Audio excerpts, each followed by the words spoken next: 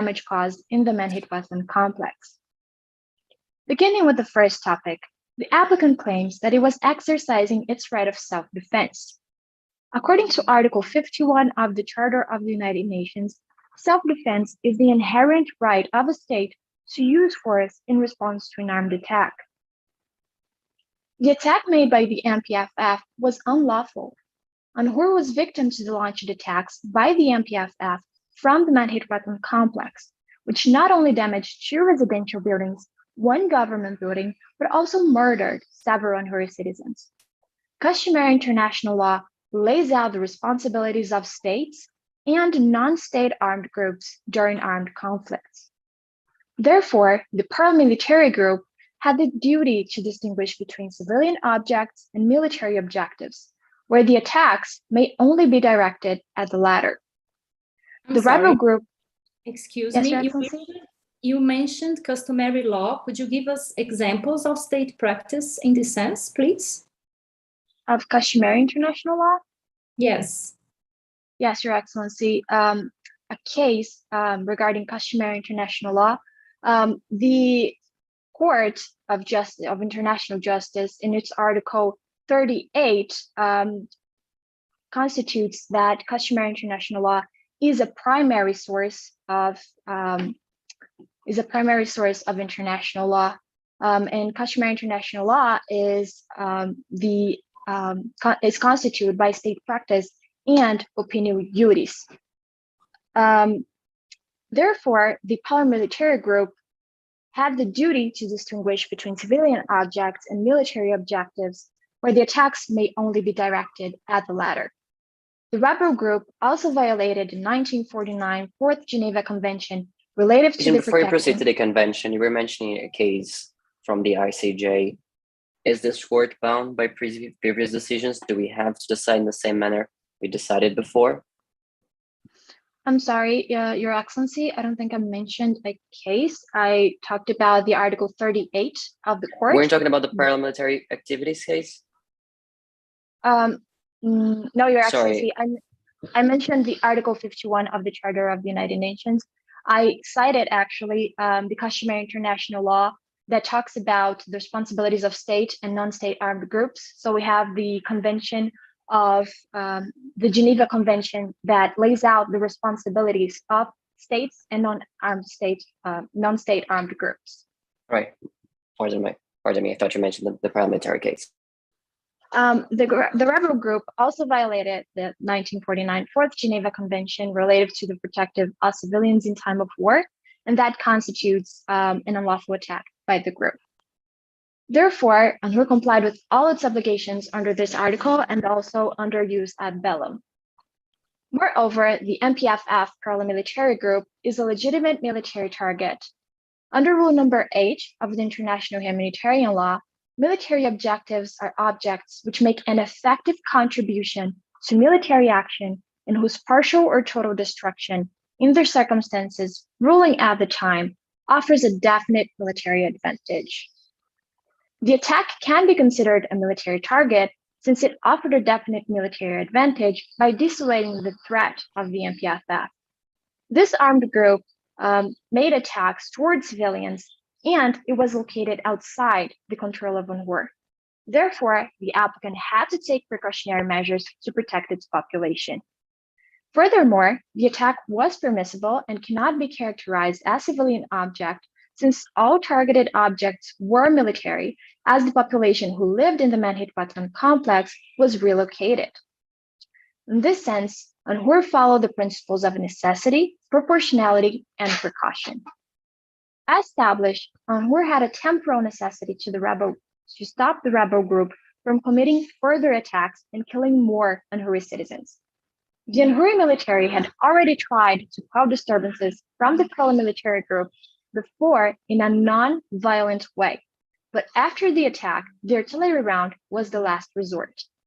Still, the artillery used did not exceed the required to achieve the objective, since the commander conducted a proportionality analysis and determined the anticipated death or destruction was not excessive to the concrete and direct military advantage. It is very important to emphasize that UNHWR did not violate Rongo's sovereignty. Under the law of interstate force, when a state conducts a targeted killing in the territory of another state, it does not violate the second state's sovereignty if the first state targeting has a right under international law to use force in self-defense under the previous mentioned Article 51 of the UN Charter, because the second state... I think that all of this could have been avoided if your state simply communicated to the other state that maybe wanted to take action, maybe coordinated actions, join military force. But it does seem, do you have any state practice from the past, obviously, do you have any state practice of states that tried to target a paramilitary group in another state and did not give any warnings whatsoever to the second state?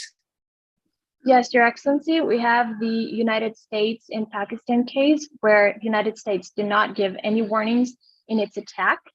And it was the same case as here. And was it dealt? How was it dealt legally? Were there any legal proceedings that arose from that specific incident?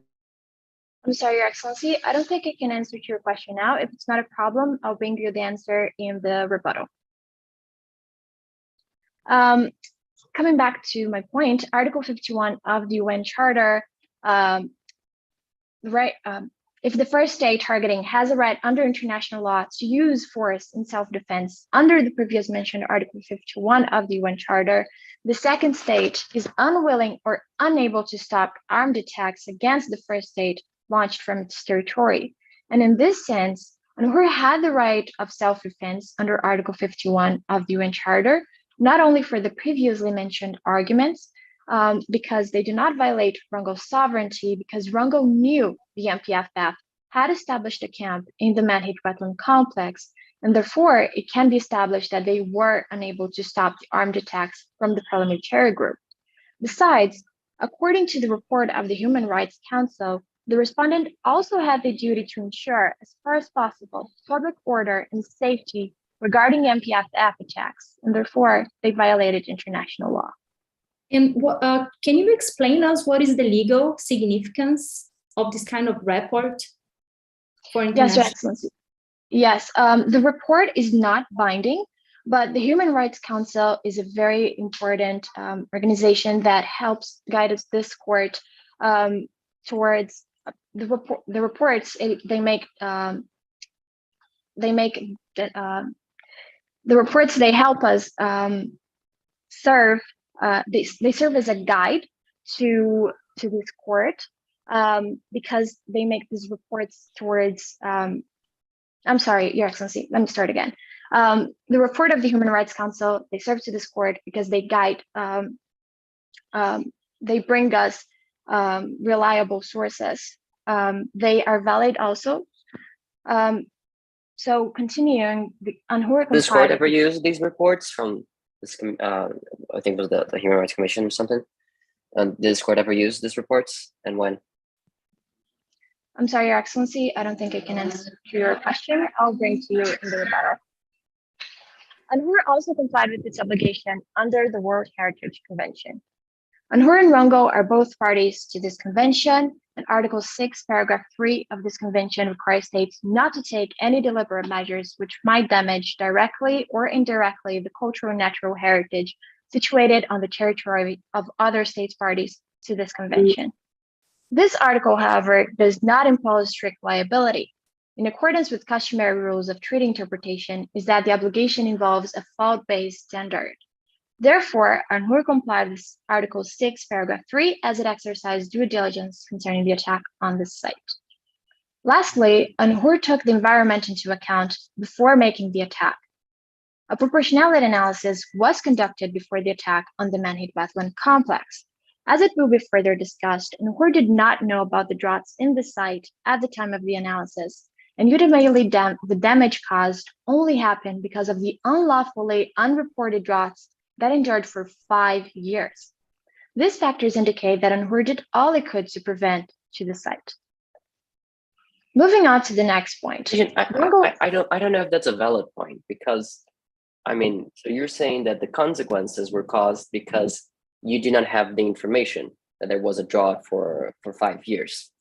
But you mentioned earlier that the commander of the army did an analysis of the proportionality of what was necessary to attack. So I'm wondering, in that moment, would he have had time to consult the documents from the Ramsar Convention to know whether or not there was a drought? Or wouldn't we say that he just should have guessed that was a possibility for a protected place for the environment? I mean, in any sort of environment, it could have caused a fire. So I'm wondering whether that's relevant at all. Your Excellency, the drought started in 2014, and it is recognized that droughts, they can spark fires like it happened. We saw the extent of the damage in the man-made wetland complex. But since the drought started in 2014, we were in 2019. The commander could have known about the droughts and make a different decision. And this article of the Ramsar Convention that treats about the ecological change, it says that the states parties to this convention need to notify the Ramsar Secretariat when the Ramsar site has changed, is changing, or is likely to change as a result of technological development. I understand, Agent, but that would have that made any difference? I mean, I don't expect the commander-in-chief of the army to call a diplomat and ask, hey, could you consult the Ramsar Secretariat on the status of this wetland? So I'm wondering if that made any difference. And if not, then you would still be liable for the damage, wouldn't you? Your Excellency, the applicant claims that it would have made a difference because the damage caused in the Ramsar site, the droughts, were caused by climate change. And so since it was by climate change, they should have reported to the Ramsar Secretariat, and the commander would have the information because the proportionality analysis he makes takes into consideration several factors, and therefore the actions would have been different because since UNHOR only made the attack to the camp of the paramilitary group, if there was no drought, the situation wouldn't be so drastic. And also, the UNHOR also took into consideration the civilians that could. UNHOR also took into consideration the necessity of the attack, and the attack on the man-made wetland complex was only to affect the paramilitary group. Furthermore, the attack cannot be considered. I'm sorry, Your Excellency, I see that my time is over. If you give me 30 seconds to finish. Please. So UNHOR doesn't have to compensate Rongo for the damage caused in the man-made wetland complex. This court in the Nicaragua versus Costa Rica inferred that in order to own responsibilities and obligations concerning transboundary harm, it first must be concluded if the activities have potential to cause the alleged damage. In this case, Nicaragua did not have the obligation to compensate for any damage once its actions were not accountable for it. If I can be of no further assistance to the court, this would conclude my submission. Thank you, Your Excellencies. Thank you.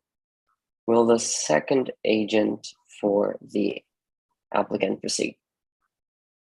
Thank you, Mr. President, Your Excellencies. My name is Kimberly Oliveira, and as stated by my co-agent, I will be guiding this honorable court through the second issue of whether the actions of Rongo with respect to the proposed hotel development in the skilled coastal wetland violate international law.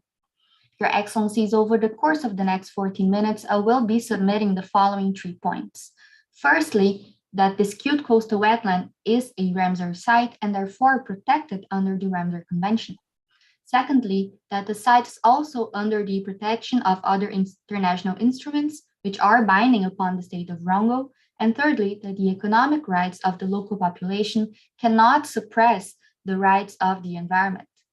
Beginning with my first topic, the applicant claims that the construction of the proposed hotel development constitutes a violation of international law and especially of the Ramsar Convention, as it indicates the respondent's failure to perform its positive obligations in relation to a global environmental concern.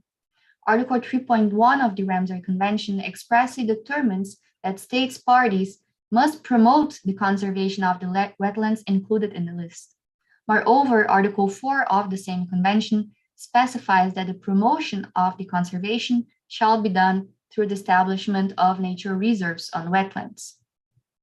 As per Resolution 11.9, not only should states prevent negative impacts to wetland areas, but also mitigate unavoidable impacts and compensate or offset any remaining impact. Further, the compensation should only be used as a last resort, being the full conservation of the environment a primary choice as determined by Resolution 7.24. Agent, I have a technical issue here. Many conventions have limiting languages, and that includes Ramsar. So Article 3.1 says that they shall promote the conservation and as far as possible wise use. And you see this sort of language throughout the whole convention. So how do we determine whether they actually fulfilled their obligation? Can the country respond and just say, but I did it as far as I thought it was possible to do, and therefore they fulfilled the article? So how do we draw the line there on what's as far as possible? What's the minimum requirement? Your Excellency, I understand your concern, but we do have these resolutions which set out certain guidelines, and moreover, the respondent state can always ask for the help of other countries in order to ensure. I have an issue with resolution. So you're trying to use resolutions to support a article that is already weak by its wording. So a resolution, is it binding or non-binding? Has it some enforcement mechanism on the respondent? Your Excellency, the Ramsar resolutions are binding, but they do not have a mechanism for enforcement. Why are they binding? Because they are drafted in conference in which the states are parties to the conference, and therefore they are voted for. In this sense, this court serves as a enforcement mechanism to ensure the application of not only the convention, but also of its resolutions. Do you have any article from the convention to support that they are binding? Your Excellency, I do use this argument per the understanding that these resolutions are taken in accordance with the conference of the state. All right, thank you. Moreover, as determined by the Convention on Biological Diversity, states have, in accordance with the Charter of the United Nations and the principles of international law, the sovereign right to exploit their own resources pursuant to their own environmental policies, and the responsibility to ensure that activities within their jurisdiction or control do not cause damage to the environment of other states or of areas beyond the limits of their national jurisdiction. It is important to emphasize that the wetland loss foreseen by the proposed construction is not unavoidable and must therefore abide by the provisions for its full conservation. Moreover, Resolution 11.9 states that in the event of unavoidable impacts, the state should mitigate any loss through the restoration of the area or compensate or offset the loss through an off-site restoration. Rongo has not presented any project to minimize the intended project impacts, nor plan an off-site restoration to compensate for this wetland loss. Moreover, the wise use of the area comprises the balance between ecological conservation and sustainable development. And as documented by Resolution 2.3, when the transformation of the wetland is planned, it is the state's duty to provide measures to mitigate or exclude any adverse effects of wetland transformation. Moreover, there was no change in the status of the skewed coastal wetland as a Ramsar site, seeing that neither UNHUR or Rongo requested the delisting nor submitted any notification to the Secretariat requesting the deletion of the site from the list, as prescribed by Article 2.5. Therefore, the skewed coastal wetland must be considered a Ramsar site. Moreover, the Vienna Convention on the Law of Treaties of 1969 notes that the principle of good faith and pacta sunt servanda rules are universally recognized. In this sense, by being a signatory to both the Vienna and the Ramsar Conventions, Rongo must comply with the obligations in good faith, carrying out its liabilities and duties. What is to carry out an obligation in good faith? What is the meaning of good faith? Your Excellency, good faith means they will comply with its provisions, and they will not try to use, for example, its national legislation in order to not apply an international convention. They will make sure that they are not only complying with this obligation, but they are doing so in a way in which they ensure the application of the conventions they subscribe to. In this sense, the respondent state must refrain from deliberately acting with unconformity in relation to the fact that its skewed coastal remains listed as a Ramsar site and is afforded protection under international law. Doesn't the Ramsar Resolution 11.7 on tourism, recreation, and wetlands encourage this type of projects? Your Excellency, the Resolution 11.7 encourages the sustainable development. In this sense, what the applicant submits is that even though an environmental impact assessment was made, it was only done by Rongo, which had obviously the state's interest in not only remaining the occupying power of Camp Key, but also of securing such power. In this sense, this environmental impact assessment could have been done in partnership or in cooperation with UNHUR to ensure. It could have or it should have. Was the respondent obliged to consult with you or any other stakeholders? The respondent is not obliged, Your Excellency, but seeing then that they didn't violate anything. They didn't violate, but seeing that Camp Key sovereignty is in debate in other fora, it would have made more sense for the respondent state not to act in inconformity with the possibility that they may not be declared the sovereigns have the sovereign power. Has this court ever given any understanding about what constitutes an environmental impact assessment, what it needs to have, what are the requirements? Has this court ever judged something about that? Your Excellency, I don't believe this court has, but this court has, for example, analyzed in the case of pulp mills on the river Uruguay, the agreement that was made between the countries of Uruguay and Argentina. And in this sense, the impact assessment related to the convention and to the agreement and the provision set in that specific case. Moving on to my second. Why exactly isn't the impact assessment of Rongo enough? What the applicant submits is that Rongo is an occupying power, and this environmental impact assessment could have been done with having only Rongo's interest in mind, seeing that UNHUR has to this day preserved the area and found no need to construct an hotel complex. So in this sense, the environmental impact assessment, having only Rongo's interest in mind, is debatable. Moreover, as I mentioned before, the government of UNHUR, in accordance with the Declaration of the United Nations Conference on Human Environment dated from 1972, all development must bear in mind the need to safeguard and improve the environment. Principle number 2 expressly determines that natural resources, and especially representative samples of natural ecosystems, such as the wetland, must be safeguarded for the benefit of present and future generations. The same principle was also adopted by the Rio Declaration on Environment and Development. Moreover, the African Court on Human and People's Rights has decided in the case of Social and Economic Rights Action Center and the Center for Economic and Social Rights versus Nigeria that a government's lack of action to stop the contamination of the environment resulted in violation of the right to a healthy environment. In this sense, Rongo's intended hotel complex violates its obligation arising from the Stockholm Annual Declaration, as the state what exactly not does only this hotel, this resort, what are the impacts that you have a proof of? Your Excellency, somehow?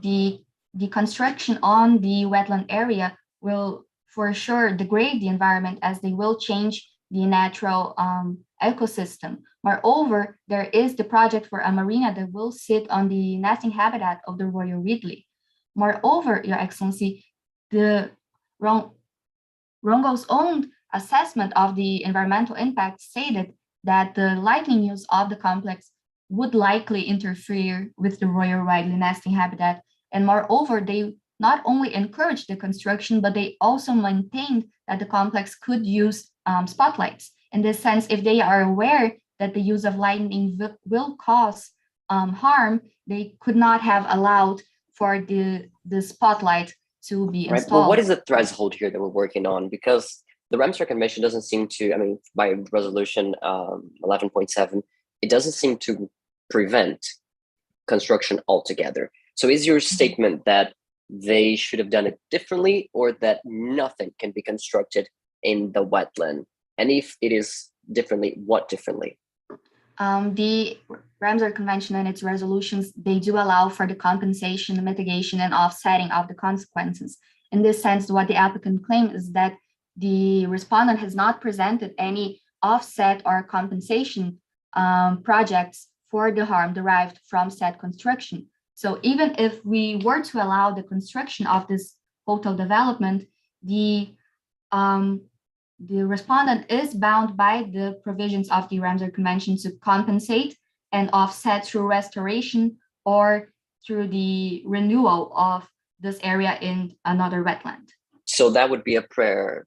So that would be a resolution you'd like this court to reach, that they should have some offset program. That would be in accordance with what you want, your country. Yes, Your Excellency. In the event that Rongo is determined to have sovereignty over the Camp Key wetland, they should provide an offsetting or mitigation compensation measures. Your Excellency, if I may move on to my prayers, the applicant therefore requests the court to declare that, firstly, the federal state of Vancouver did not violate international law with respect to the Manhead Wetland Complex. Secondly, that the Republic of Rongo violated international law with respect to the proposed hotel development in the skewed coastal wetland. If your honors have no further questions, I shall rest my case. It was an honor to argue before this respectable court today. Thank you for your attention. May it please the court. Thank you, agent. I will now to the podium to the agent for the respondent, who shall speak for 15 minutes. You may proceed whenever you're ready. Good evening, Mr. President, Your Excellencies, agents for the applicant. May it please the court. My name is Olivia Chaves Marcolin, and with my co-agent, Ms. Ana Beatriz from the team S2653, I have the honor of appearing on behalf of the Federal States of Rongo, the respondent in the present case. In today's proceedings, I'll be discussing for 15 minutes why UNHUR violated international law with respect to its military strike, because the applicant has firstly violated international law and alternatively is not entitled to any circumstance precluding wrongfulness. Firstly, regarding the violation of international law, the applicant has violated the customary duty to protect environmental international law even under an armed conflict, and secondly, the provisions stated in the Ramsar Convention. The applicant is furthermore not entitled to any circumstances precluding wrongfulness because, firstly, the self-defense does not apply, secondly, force majeure does not apply, and thirdly, necessity does not apply. And after— Could you start with necessity? Why does necessity not apply? Why does necessity not apply? 1 second.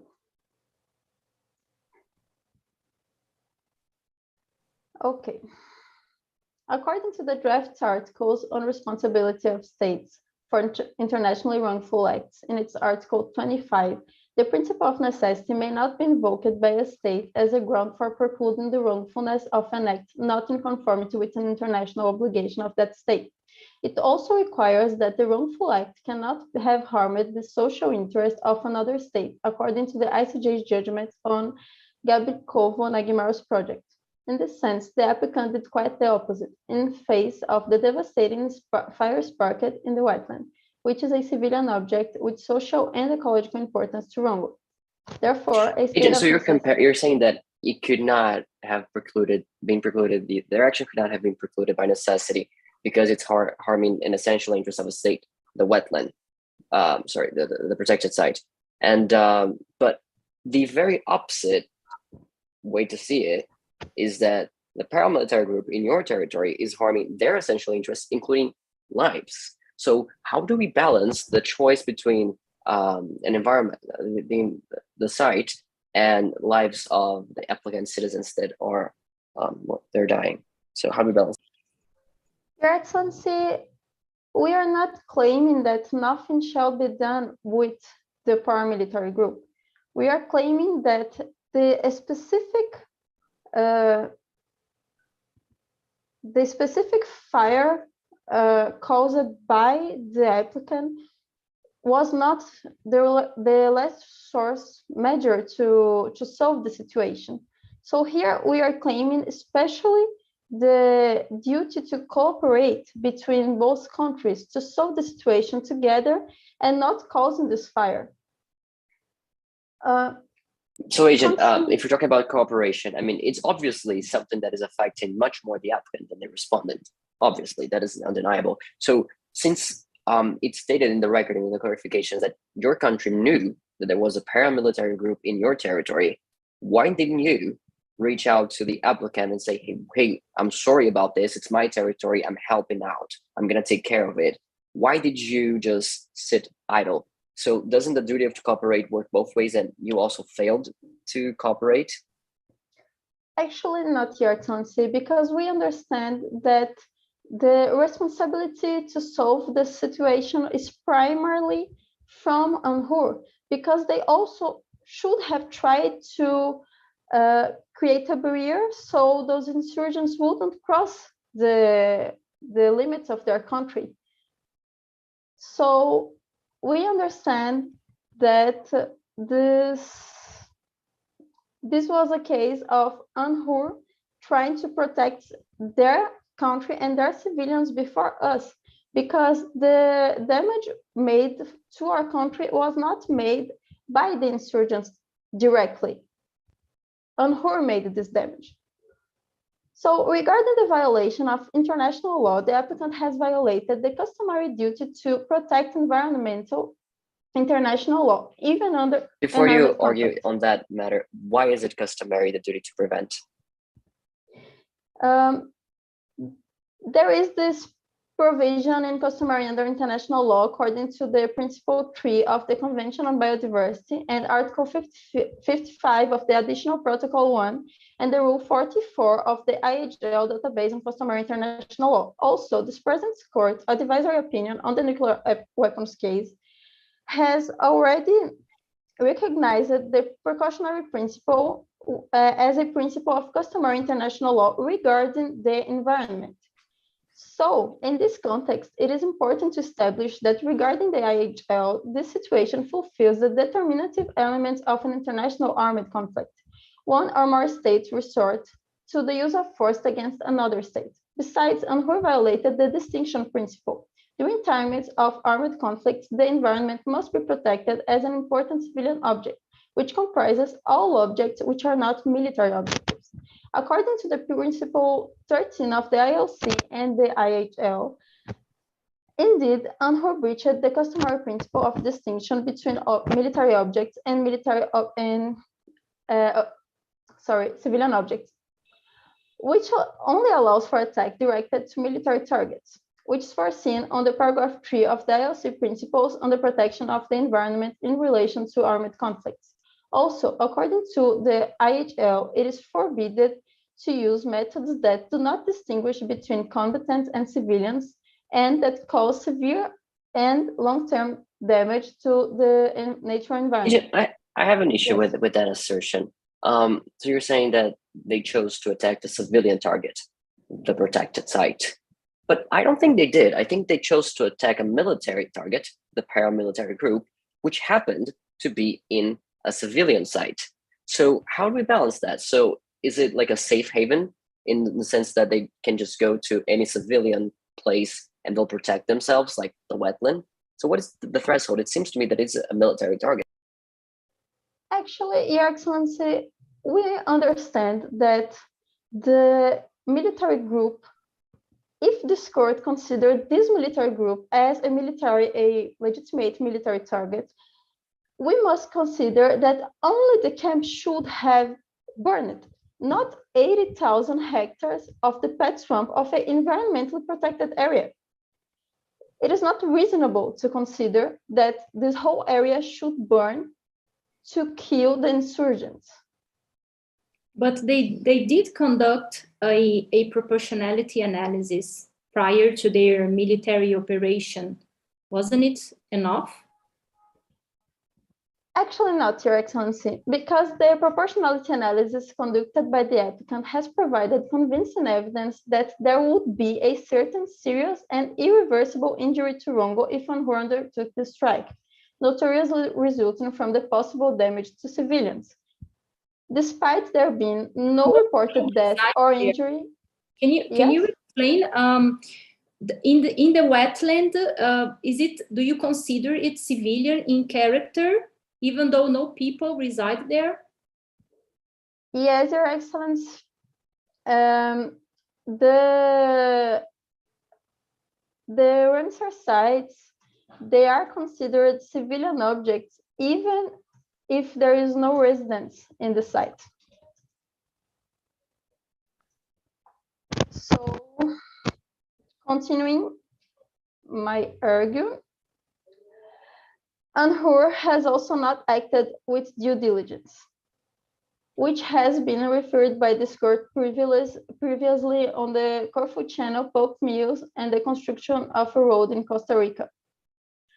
Because although it was aware about the presence of civilians engaging in guided tours in the main-hit wetland, it proceeded anyhow with a reckless launch of explosive artillery rounds.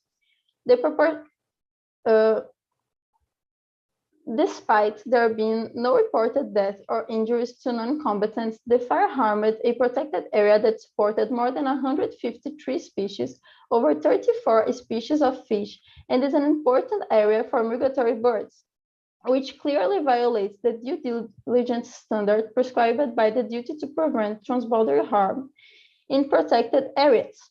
In this sense, UNHUR violated its duty not to cause transboundary harm, which is considered an important customary environmental international law recognized by this court on the judgment on the pulp mills case, and is also provided by the CBD's Article 3. And is this court bound to its prior decisions? No, Your Excellency, the court's not bound, but according to this court's statute, Article 38, the previous decisions must be taken into account when making another decision. So, according to the draft articles on prevention of transboundary harm from hazardous activities, transboundary harm occurs when there is a significant consequence to a state's environment and/or wildlife as a result of human activities held in another state's territory. Thus, UNHUR violated this principle by launching explosive artillery rounds from. Yes. Is that principle you mentioned from the draft articles on prevention of transboundary harm binding on the respondent? Do they have to abide to that?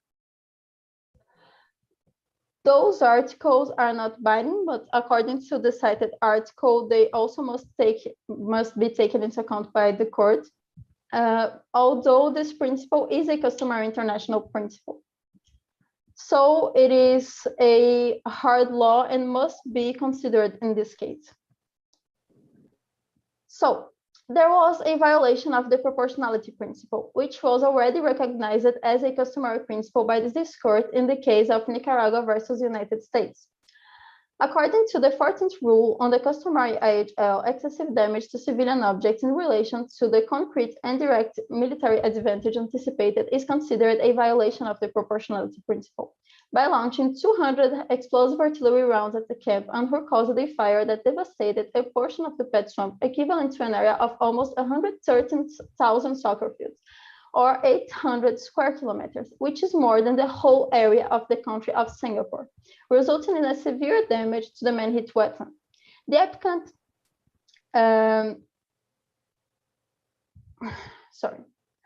According to the guidelines on the protection of environment in times of armed conflicts, the international environment agreements and relevant rules of customary law may continue to be applicable in times of armed conflicts. Also, several multilateral environmental treaties that directly or indirectly provide for their application in times of armed conflicts, which include the Convention concerning the protection of the world cultural and natural heritage, which both countries are signers. Also, obligations concerning the protection of the environment that are binding on states party to an armed conflict and that relate to areas beyond the limits of national jurisdiction are not affected by the existence of an armed conflict. The main heat wetland complex is a Ramsar site, and as explained, the Ramsar Convention is applicable during armed conflicts. Also, this document applies to situations of urgent national interest and national security, according to the United Nations Environment Program protecting the environment during armed conflicts. Moreover, it is important to clarify that Rongo did not submit in Article 3.2 about a report about the 2014 drought, because the writing of this article clearly states that changes caused by human interference, such as pollution or technological developments, which constitute traceable interference, must be reported. As soon as the cause of the drought is not traceable, it was not a situation that fits into this article. Also, UNRWA sent a diplomatic note on 10 February 2020, stating that the drought is part of the natural landscape of a Ramsar site. Thus, it is clear that it knew about the possibility of the fire spreading before taking action. Furthermore, according to the Article 3.1 of the Ramsar Convention, all states party have the duty to conserve and not to harm wetlands inserted in the list. However, the applicant's attack represents exactly the opposite of this obligation. Besides, the applicant should have cooperated with Rongo according to the CBD, RCWA's Article 41.1 and the Stockholm Declaration, as mentioned before. So the self-defense does not apply because it has 3 criteria according to the Nicaragua judgment of 86: an armed attack, necessity, and proportionality. And as I exposed before, the necessity, the proportionality principle does not apply in this situation, was actually violated. And to conclude my submissions, I would like to claim UNRWA's duty to compensate for the damage caused. Under RCWA's Article 27, the Ramsar Convention, the ILC articles on transboundary harm, and the ILC report. Can I conclude my submission? Okay. Actually, 30 seconds. And moreover, the ICJ has already awarded compensation for both environmental damage and for the costs and expenses incurred concerning a Ramsar site. Therefore, it is rational to understand that compensation is reasonable for the consequences of the applicant's conduct on the main heat wetland complex. And with that, I conclude my submissions, Your Excellencies. Do you have any further questions? No, thank you. It's been an honor arguing before this court. Thank you. The second agent for the respondent, please proceed. Good evening, Madam President, members of the court, and agents of the applicant. My name is Ana Beatriz Oliveira from Team 2653, and I'll be arguing today on behalf of the Republic of Congo, the respondent in this case. My arguments concern the second point addressed to this court, which is the intention of Congo to build a hotel complex in the Sud coastal wetland on Camp Key. And as will be made explicit despite the protests against it, it is the fact that the actions of Rongo with respect to the proposed hotel development do not violate international law. The government of Anhu mentioned 2 conventions supposedly violated, the Ramsar Convention and the Inter-America Convention for the Protection and Conservation of Sea Turtles. So this will be Rongo's first point of clarification. But firstly, it is worth clarifying that the non-recognition of the Sud coastal wetland as a Ramsar site is not due to the non-recognition of its high biological value and its ample diversity of flora and fauna. It is because of a bureaucratic matter. The sovereignty government, the country in which the wetland is part of the territory, has to designate it as a so-called Ramsar site. And since the process of designation is connected with Anhu, which no longer holds any powers over the region, Rongo does not consider the Sud coastal wetland as being a Ramsar site. Are the 2 states here parties of the Convention on Biological Diversity? I'm sorry, can you repeat the question? Are the two states parties to the Convention on Biological Diversity, CBD? Yes, Your Excellency, they both are So part even of the...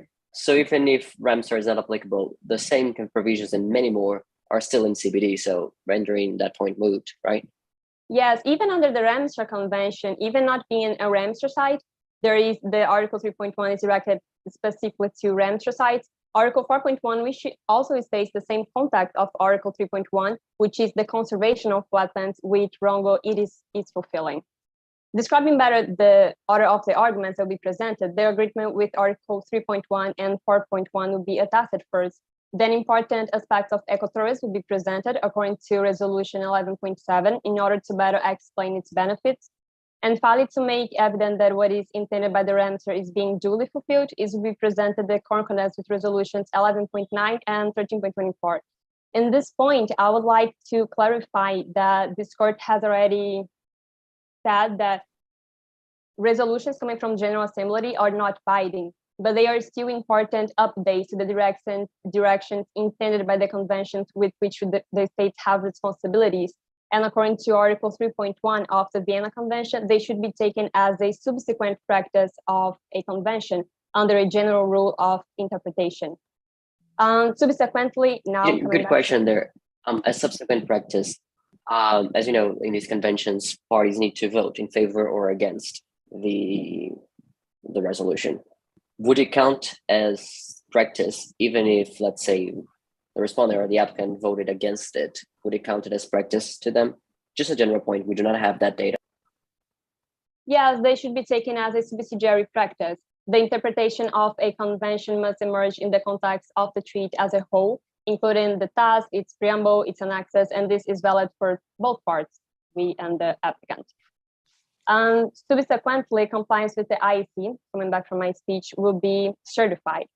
So addressing the first point exposed, Article 3.1, as I mentioned, is directed at wetlands included in the list, which technically does not apply. However, Article 4.1 also mentions the need for conservation of wetlands, whether they are in wetlands included or not in the list, and the proposed project fulfills this demand, Your Excellencies. In order to succinctly attest this fact, because it will be further detailed later, it is appropriate to mention essential characteristics for the particular identification of ecotourism provided by the United Nations World Tourism Organization and used by the Ramsar Convention. It's stated in Resolution 11.7, specifically in items 4 and 5 of Annex 1.3, it is quoted that ecotourism minimize negative impacts upon natural area and sociocultural environment, and it supports the maintenance of natural areas which are used as ecotourism attractions by generating economic benefits for host communities, organizations, and authorities, managing natural areas with conservation purpose, providing alternative employment and income opportunities for local communities. These presented characteristics, Your Excellencies, completely in line with the proposed project, work well to synthesize the benefits of the execution of the project for the local community and to reiterate that the ecological side is not left aside, quite the opposite. It is intrinsic in the purpose of ecotourism. And regarding the wise use principle mentioned at the end of Article 3.1, there is no violation either. The concept of wise use considers the context of sustainable development. As described in the wise use article on the Ramsar official site, wise uses comprises the sustainable use of wetlands for the benefits to people and nature. And an excellent ecosystem approach to ensure this is ecotourism. As a second point, it is important to mention relevant facts brought by Resolution 11.7 that is dedicated specifically to tourism, recreation, and wetlands. Already in paragraph 1, Your Excellencies, it is stated that wetlands are the most productive natural areas, being both coastal and inland, excellent ecosystems for the provision of services, such as the development of sustainable tourism. Also following paragraph 1, it is marked that such services can offer both material and non-material value to a government. Thus, the proposed project in the Scoot coastal wetland, which includes both coastal and inland parts, not only offers the structure of a hotel complex on the basis of sustainable economic development, but offers values linked to a culture of ecological balance and protections of harmonious. I see that, and that is a very good marketing campaign. But specifically, wouldn't you say that there are some issues that the applicant has pointed out, like that shade screens and window tinting are not window tinting are not sufficient, or that the spotlights could cause damage, or that the marina is on the nesting places of these animals. So all of these, I mean, the idea is interesting, the purpose there is good, but isn't the execution lacking in terms of the potential side effects or maybe just direct effect? Your Excellency, this is an excellent question. Light pollution is a serious problem affecting many tourists in the world. It distorts the natural ambient light pattern and confuses hatchlings. Our EIA correctly identified this threat and with the proper research indicated sufficient measures to solve the problem. Its reliability can be attested from the Article 5 concerning turtle nesting protection, published in 2009 by the Miami government in order to protect sea turtles on Miami Beach. The solution in the article is precisely to restrict artificial light by installing tinted glass or shade screens on window and doors facing the beach. Thus, it is a well-known measure used by states exactly because of its protective capacity. And lightning, as does this proposed hotel project, is it consistent as well with Ramsar Resolution 11.9 about the framework and guidelines for avoiding, mitigating, and compensating for wetland losses? Yes, Your Excellency. The Resolution 11.9 guides a three-step approach that is one, avoiding impacts, and two, mitigating impacts. As we are doing a project based on ecotourism, we have the obligation to mitigate impacts. That's why we conducted properly an environmental impact assessment that indicated sufficient measures to protect the risk identified, the likely risk identified to the road idling. And responding the end of the question of the other judge about the lighting that will be maintained in the marina, lighting will be maintained in the marina as well as in other facilities for safety purpose. However, it should be clarified that the use of spotlights was mentioned but not specified. So I understand the question and is an excellent for an additional clarification. With the EIA having identified a possible interference of light pollution on rural Ridley and the need for measures to address this, it is clear that there can be no contradictory propositions. So although not detailed properly, the choice concerning the spotlights will be from sea turtles friendly fixtures as well as sea turtle friendly bulbs, such as the lights that are yellow, amber, or red. These turtle-friendly options are listed on the official website of the Sea Turtle Conservancy. Moving to paragraph 3, Your Excellencies, from the Resolution 11.7, it is stated that sustainable tourism can bring economic opportunities through securing wetland conservation and wise use and the maintenance of key socioeconomic wetlands values and functions. In addition to this contribution to the wetland itself, paragraph 4 states that sustainable tourism can contribute to the conservation of global biodiversity and to the achievement of the Sustainable Development Goals. In paragraph 13, the resolution identifies the relevance of sustainable tourism for poverty eradication, which is completely in line with the objectives announced by the Uruguayan Ministry of Environment and Sustainable Development, which, as presented in paragraph 35, contained the help for the impoverished community. This complies with the very essential goal established by the United Nations on the 2030 Agenda for Sustainable Development. It is very important to pay attention that the resolution in paragraph 16 encourages compliance with the necessary safeguards to maintain the ecological character of wetlands, and this met exactly the purpose of the installation of shade screens. Agent, I'd like to shift the discussion. Sorry, go on. I think, Amina, were you going to ask something? No. Oh, sorry, I thought you said something. I'd like to shift the discussion here a bit to the topic of cooperation. And my question is, shouldn't you have included taking aside the whole discussion about state succession, shouldn't you have included the applicant in the decisions or in the environmental impact assessment for deciding or even during the execution of this project legally? Shouldn't you have done that? No, Your Excellency. According to the Pulp Mills case, an environmental impact assessment should be conducted with national law, which was properly fulfilled.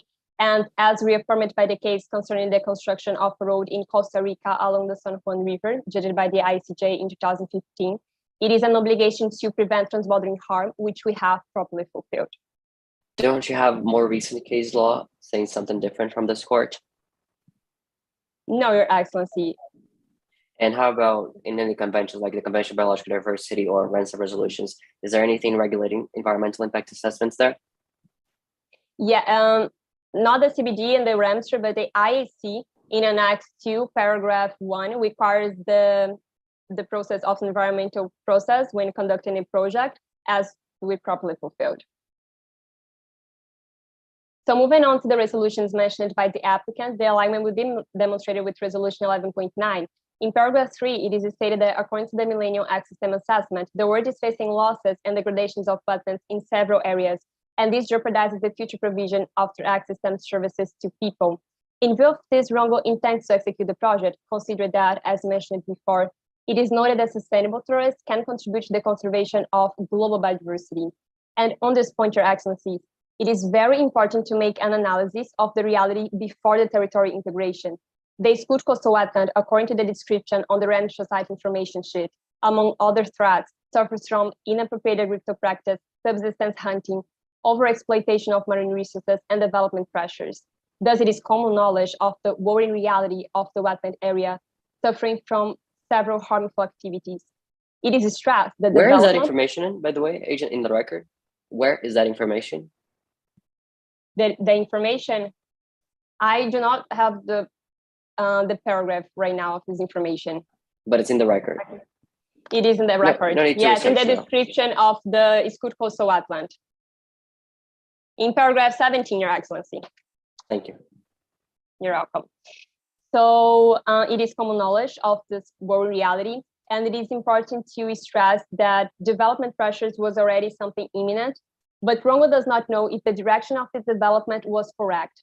Being more clear, Excellencies, the state of Rongo is sure that the proposed project is in the right direction because it is associated with the benefits of ecotourism. The intended economic development is in light of sustainable development and it strategically promotes close, monitored, and conscious contact of the community with the area. Therefore, the intended development for the region is not a threat, but a fundamental instrument for the economic growth and the enjoyment of the wetlands by all citizens, and not only by those who do it in a distorted manner by means of the harmful activities mentioned. Ecotourism stimulates a culture of care for the ecological heritage and allows the proper balance between the well-being of nature and social well-being. The execution of this project is essential, especially for the reality of a small island, known to face more challenges to achieve development, thus being more vulnerable. This is attested, for example, in paragraph 22 of the 2030 Agenda for Sustainable Development. It will be attested now the alignment with resolution 13.24. Although it is directed specifically to REMSTR sites, of course, conservation of an endangered species is necessarily regarded of technical issues. Paragraph 20 stresses the need to make measures to reduce light pollution, which we have satisfied through the installation of shade screens. And the paragraph also requires measures to develop practice to guide the interaction of humans and marine turtles by raising awareness of inhabitants, which is precisely aligned with the culture of protection promoted by ecotourism. And it is important to stress that this environmental awareness that will be promoted by the project serves to combat issues like reckless exploitation of marine resources. Although the project only covers about 0.6% of the total area of the wetland, the presence of ecotourism has the capacity to act more extensively and to introduce and expand a culture of protection, besides guaranteeing that in the space of the hotel complex, there will not have harmful activities safeguarding species such as the ridley. My time is over, so I thank Your Excellencies. I conclude my speech. If you have no further questions, it has been an honor to argue before this court. Thank you. Thank you, agent. So now the agent for the applicant will have 2 minutes for the rebuttal. You may proceed when you are ready. Thank you, Mr. President, Your Excellencies. The counsel for the applicant shall address some brief points of the rebuttal as brought by the learned arguments of the respondent. First, that the UN Human Rights Council report can be used as a source by this court. Second, that UNHUR did not violate the principle of distinction. And thirdly, that Rongo violates international law by disregarding the legal status of Camp Key. Proceeding to the first topic, in the case application of the Convention on the Prevention and Punishment of Genocide, Gambia versus Myanmar, in the order of 23 of January of 2020, the ICJ used the Human Rights Council report for the definitions of Rohingya Muslims in its request for the indication of provisional measures. Moving on to the second point, according to the ICRC, civilians objects are all objects that are not military objectives. Some military manuals define civilian objects as objects that are not used for military purposes. And military objectives are objects which are by their nature, location, purpose, or use, make an effective contribution to military actions, and whose total or partial destruction, capture, or neutralization, in the circumstances ruling at the time, offer a definite military advantage. Moreover, if I may move on to my third point, the skilled coastal wetland must be considered a Ramsar site as it was listed by UNHUR, and the mere disagreement of Rongo as the occupying power does not reverse this listing. In this sense, Camp Key, as an occupied territory, the government of Rongo and as the occupying power could not dispose of the wealth and the natural resources present in the skilled coastal. Both states are parties to the Ramsar Convention, and they undertook the commitment not to take any deliberate measures which may damage directly or indirectly the wetland. Moreover, Excellency, unless I can give any further assistance to this honorable court, this concludes my submissions. It was an honor to argue before this court today. Thank you, Agent. Thank you, everyone. The session is now adjourned. I will now take me and fellow judge to a separate room to discuss and deliberate. You may feel free to chat, and we'll be back in a bit with feedback.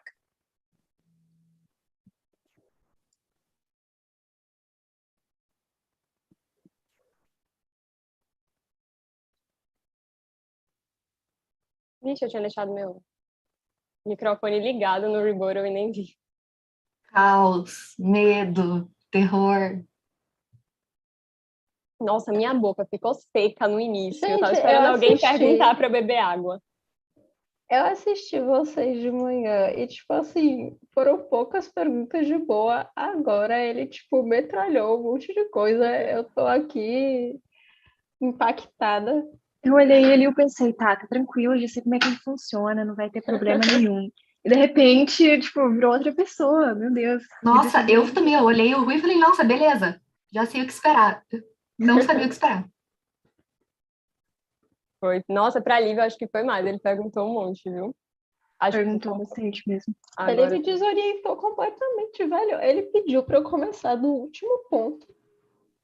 Tipo... E que era, tipo, Isso pega, subtópico ainda. Você sabe que quando a gente treina na nossa clínica, a gente fala assim, o juiz pode perguntar. A gente nunca viu acontecer, mas pode acontecer. Então a gente nunca dá muita bola. A gente fica assim, ai, não, nem precisa. E daí acontece. Não, tem sempre jurados que perguntam. É a primeira competição, mas assim, já me falaram que sempre tem jurado que pergunta. Você faz a elencação dos argumentos que você vai trazer, ele vai logo no último e fala, tá, esse aqui, me fala aqui. Sabia disso, eu não ouvi quando eles falaram isso. Antônio falou. Ele falou, preparem-se, porque tem os jurados que fazem isso. Muda toda a ordem, assim, e você faz para ser algo harmônico, né? Para entender a interpretação. Mas... Aí você começa pelo último, já começa tudo errado, porque daí aquele nem faz tanto sentido sem, tipo, sem a ordem, às vezes. Exato. Né? O self-defense mesmo, não, ele perguntou do necessary. Era tipo um subtópico, eu acho, de um, não era? Um dos... É muito complicado para explicar diretamente. Porque era dois grandes tópicos. Ele pediu o último subtópico do segundo tópico. Não. Nossa, minha boca tava muito seca. É que eu nem lembrei de tomar água, minha voz já tava... Eu tava esperando alguém perguntar, mas alguém pergunta pra eu poder beber minha água. Eu fico tão nervosa, se eu tomar água, eu não presto atenção no juiz e daí eu fico mais perdida ainda. Eu não sou, fiquei com medo de pegar o copo e ele cair da minha mão. Achei melhor não... Não, teve um na... Não sei se vocês assistiram a rodada da gente de 8 horas, que o cachorro da minha amiga, ela estava dormindo. Ele acordou no meio da apresentação e latiu, assim, rapidinho, sucintamente, mas deu umas latidas no meio da fala. A minha gata tá aqui esperando eu soltar ela do meu quarto, coitada. É o momento, vai lá. Pois é. Agora eu entendi, era ela que você tava, assim, com a mão. Eu falei, tem alguém ali que tá pra entrar na tela. Ela tava doida pra sair, coitada. Eu falei pra quem, coloca ele aí que a gente recebe nota. Como é? Um gatinho. É uma estratégia. É uma estratégia. Todo mundo tem que ficar.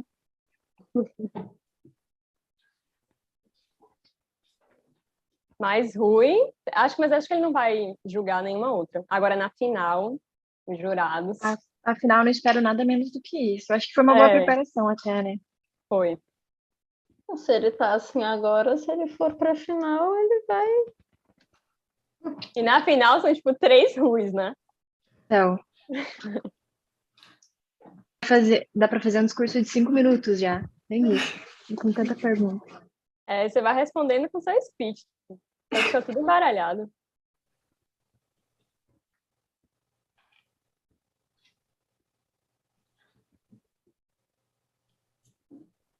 E essa é a primeira que vocês participam? A competição ou a rodada? Na A competição. competição. É. Mas vocês já participaram de outras? Não. Não, primeira. Primeira? Primeira. Caramba. Vocês estão em que Queria estar semestre? Eu tô no 7º. 7º também. Ah, que Mas massa. Nosso aqui- capitão é do 7º semestre, do subnúcleo. Mas vocês são de direito, né? Não. Sim. Sim. Eu faço relações internacionais. Massa, RI. Uma colega nossa adora. A outra oradora. Eu já fiz aquela Nelson Mandela, daí sempre tem o pessoal da UFPA também. Aí um ano que eu fui de researcher, tava a conheço. Bruna e a Carolina. Não É foi, de direitos humanos.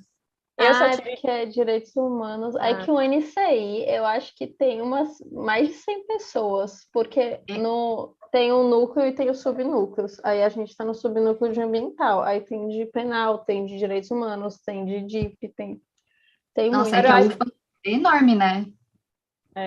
eu acho que se tivesse presencial já, a gente teria conhecido mais, Lívia. Porque eu mesmo só tive 15 dias de aula presencial. 2 anos aí de aula online. Mas vamos voltar agora. Ah, mas eu acho que é Será? muita gente, porque eu tinha presencial, eu conhecia a gente do NCI, mas era uma pessoa de um canto, outra pessoa do outro, e as reuniões não são juntas. Mas é muito mais fácil. O nosso a gente ficou Com restrito certeza. só ao ambiental. Ah, eu sinto falta da faculdade. Março tá voltando. Pior é que os professores que eu gosto tudo vão dar aula online. Aí eu peguei a maioria das matérias online. Eu equilibrei. Acho que eu tenho mais presencial, mas tá bem Eu vou ir equilibrado. para a faculdade só para ficar na faculdade. Não vou ter aula, mas eu vou encontrar as pessoas, vou ver gente passando. Assim. É. Saudades, UFBA. Vocês são de que faculdade? Da Unicuritiba. Eu acho que a gente tá conversando, eu esqueço que tá no YouTube. Eu sempre esqueço. A primeira vez que eu tava conversando com a dupla de. Acho que não sei se pode falar mais o lugar, né? Enfim. Eu conversei horrores, depois eu falei, gente, fica gravado. Que eu ia falar uma coisa aqui, eu lembrei que tá no YouTube. Aí já começa a conversar sobre coisas, gostos pessoais. Eu ia falar de um show que eu ia, mas aí melhor Eu não. imaginei quando Tá você gravado aqui que você quer falar algo. Só isso. Mas eu acho, é um show que eu tô pensando. Provavelmente. Que vai ser uma viagem, inclusive, pra eu ir, mas. Acho que vai Tem que rolar. chamar no Whats. Chama. É.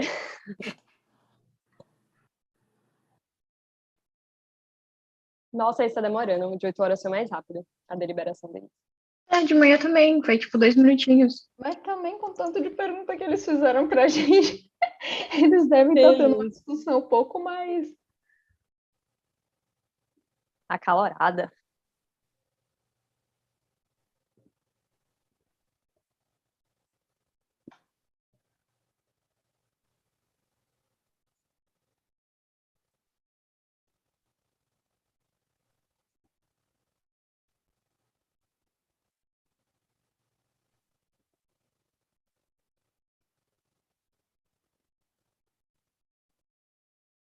E o cronômetro ainda tá rolando.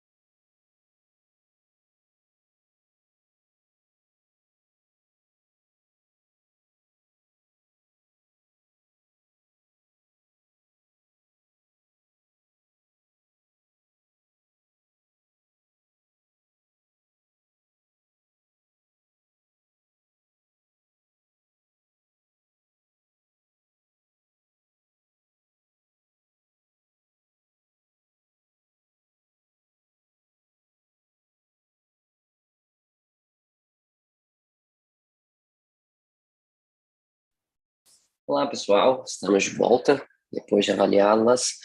E, então, vou pedir para que a professora Mina comece dando seu feedback, depois eu comento.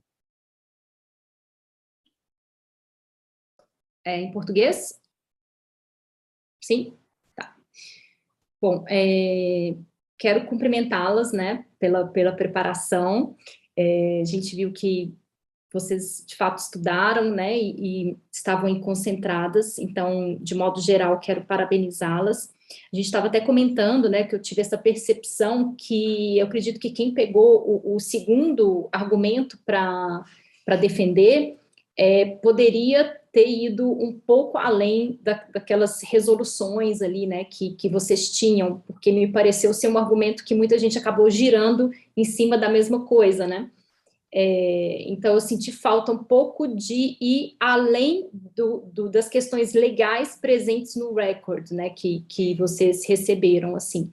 Eu acho que, para quem ficou com ponto 2, essa seria a minha principal observação do ponto de vista do conteúdo, né. Eu acho que essa questão de nervosismo, né, alguns mais nervosos que outros, enfim, super normal. Acho que quanto mais a gente treina, a gente vai ficando menos nervoso. Então, eventualmente, eu não sei se vocês devem fazer isso, né, mas pode ser interessante você repassar sempre com um colega externo, né, estranho àquela situação, mas conhecedor do direito internacional, para ir vendo o que ele vai te perguntando, né, o que ele vai enfim, te estimulando ali a refletir para além, né, porque até para a gente, lendo os argumentos de vocês, é muito interessante, porque eventualmente a gente acha um argumento original, né, que às vezes a gente não está pensando. Então, eu senti muito falta de originalidade, principalmente no segundo ponto, mas no primeiro também, assim, acabou que às vezes a questão da forma foi diferente entre vocês, mas muitas vezes o conteúdo ali, ele foi muito similar. Então, eu senti falta de originalidade, sobretudo, né, nessas argumentações. Mas, de maneira geral, fica aqui meu parabéns e continuem aí nesse estudo para os multicortes, porque isso nos dá uma preparação, de fato, bem elevada. Então, parabéns e agradeço o convite para estar aqui com vocês hoje. Obrigado, professora. Então, pessoal, eu vou dar como dica inicial, agora que é a última rodada preliminar, para vocês que estão aqui, as equipes que devem estar assistindo também pelo YouTube, revisem todas as rodadas, as perguntas que lhes foram feitas, saibam das respostas para todas, pois possivelmente os juízes podem ter as mesmas perguntas amanhã, na semifinal e na final. Como vocês já sabem, amanhã, a partir de amanhã, são 3 juízes por rodada, então vocês vão ter uma exposição muito maior a perguntas.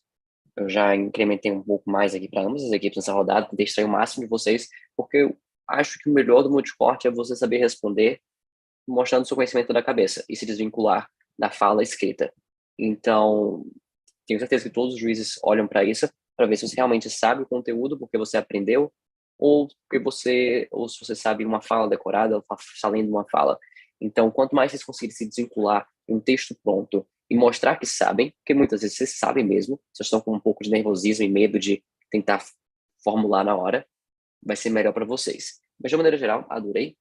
Tentei puxar o máximo de perguntas para vocês, para ver até onde vocês iam. Vocês foram muito bem, parabéns. E como dica principal, eu digo, revisem todas as perguntas, pois é ali que está o conteúdo que certamente vocês precisam saber para as próximas rodadas.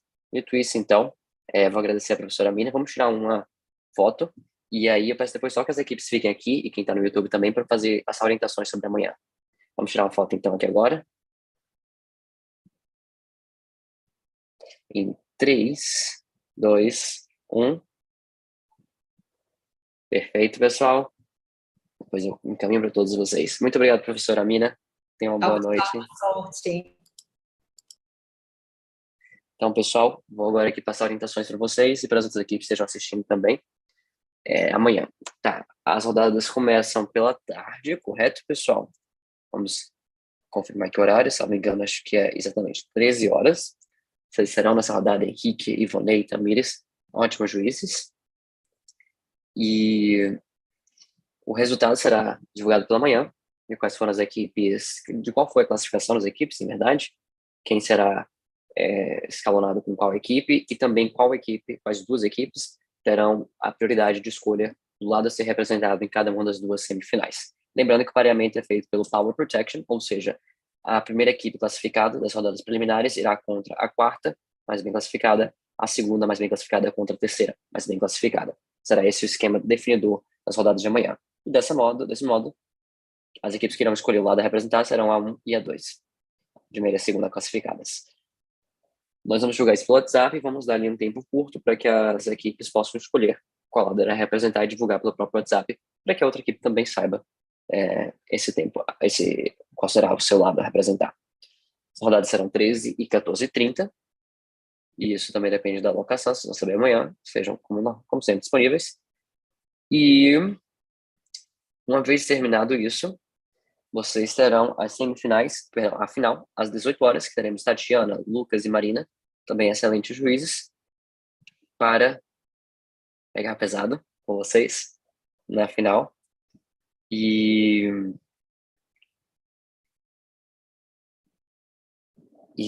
Tá.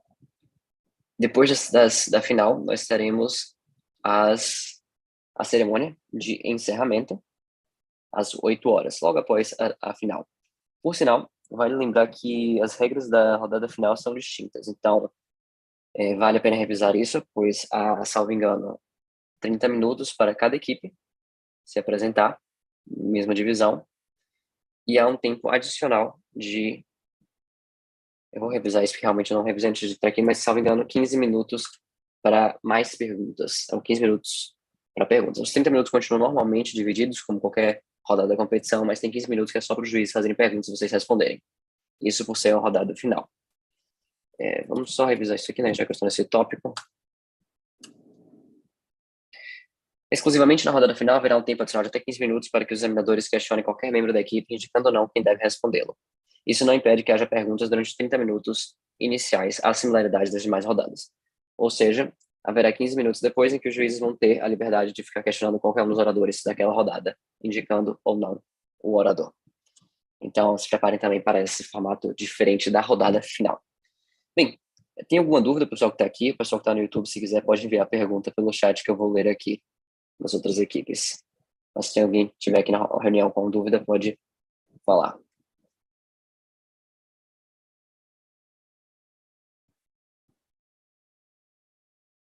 Sem YouTube, sem aqui, então, presumir que tá tudo tranquilo. Qualquer coisa podem enviar lá no chat geral.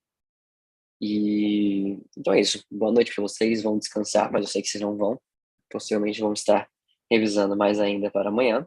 É bom que vocês tenham um tempinho aí grande até as rodadas semifinais. Amanhã de manhã sai o resultado. Então a gente vê todo mundo nas semifinais amanhã, certo? Boa noite, pessoal. Parabéns de novo. Até já já. Boa noite.